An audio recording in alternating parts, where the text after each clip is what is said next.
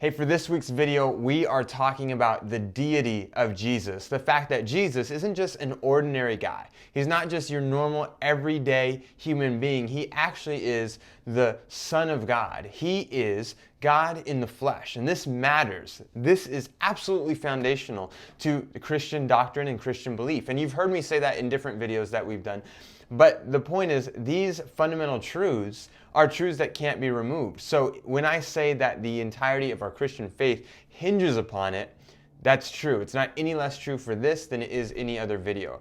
But there are a couple really key points that I want to make in regards to the deity of Jesus, the fact that he is God in the flesh. The first I want to touch on is his virgin birth. Now, his virgin birth is an immaculate birth, and that's really important for a couple of reasons. Number one, he is human. He was born from Mary, so he's actually a human being. He was truly a human baby.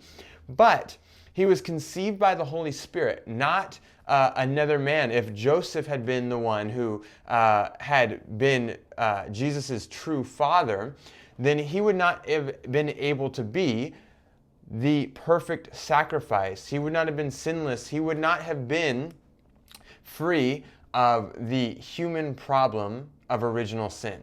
Now, since Jesus is born of a virgin birth and since he's born of the Holy Spirit, he actually is God. He possesses God's deity. And because of that, we can follow him. See, if we were following just regular human being Jesus, then it's no different than following any other great human leader. But it's important for us to recognize that God is the only one worthy of our worship and worthy of following.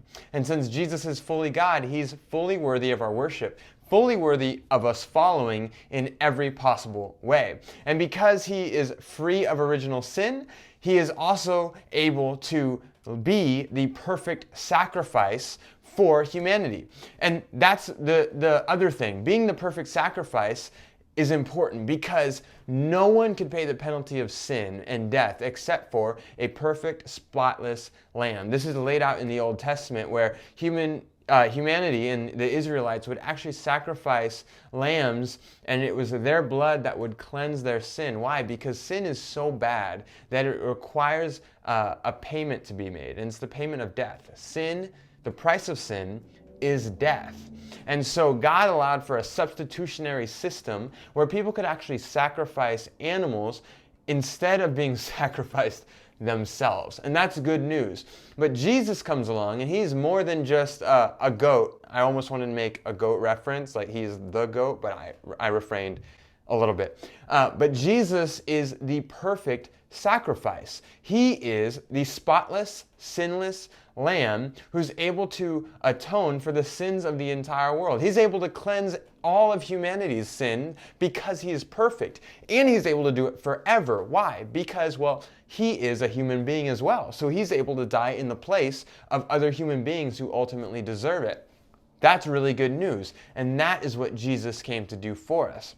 Now, we also see that Jesus is the Son of God, that he is deity, that he is God in the flesh through his miracles. If you look at the book of Acts, chapter 2, verse 22, it actually says, we know that Jesus is God by the miracles that he performed. See, every miracle that Jesus did was empowered by the Holy Spirit. It was actually an act of God in this world. And it demonstrates what Jesus and what God stands for, that he is a God of redemption, reconciliation, healing, forgiveness, right?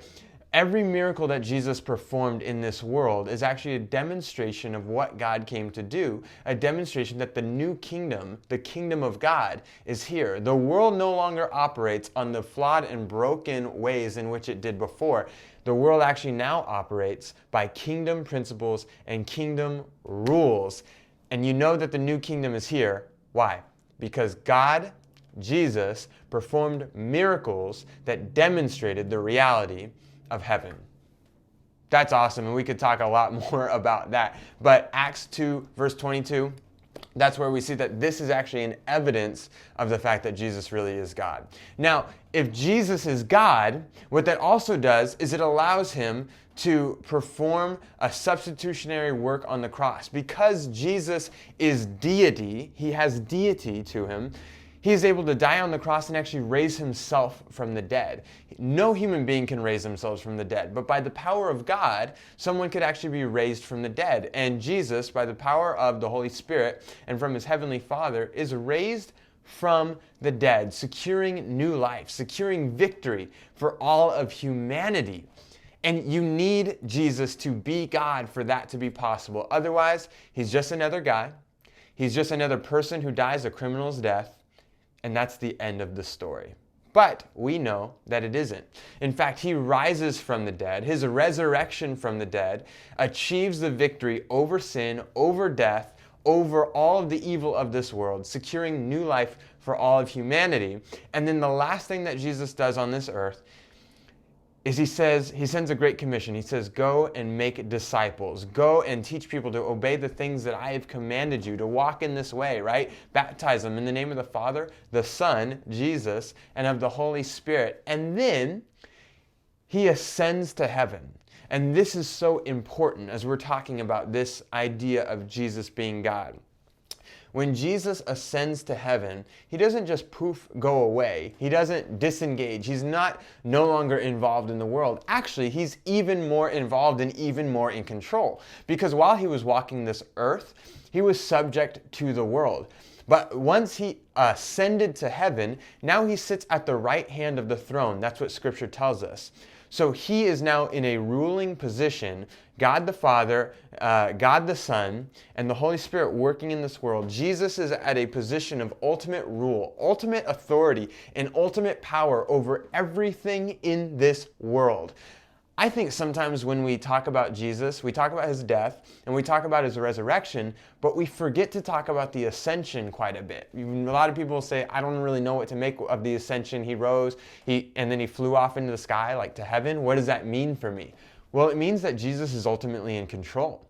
Jesus is God. He has accomplished all that humanity could not, and he died in our place to secure new life. He rose from the grave, conquering sin, death, and Satan forever. And then he ascends to heaven, where he now ultimately rules over everything. Now, it's because of this theological truth, the truth that Jesus isn't just some ordinary guy, but he's actually God in the flesh, and that he rules from heaven right now, that we can have confidence in what we believe, that we can stand steadfast and assured of the hope that we have. We know that we're not going to be forsaken, we're not going to be abandoned, we're not going to be wrong, we're not going to lose in this life. Why? Because Jesus is already victorious. He's God and Lord over it all, and we're just following him.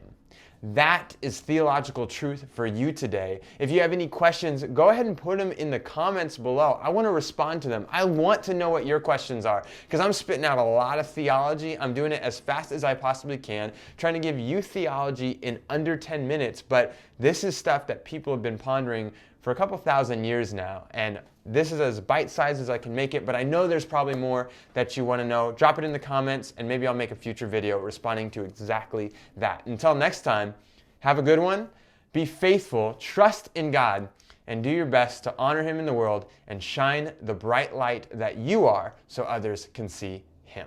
God bless you.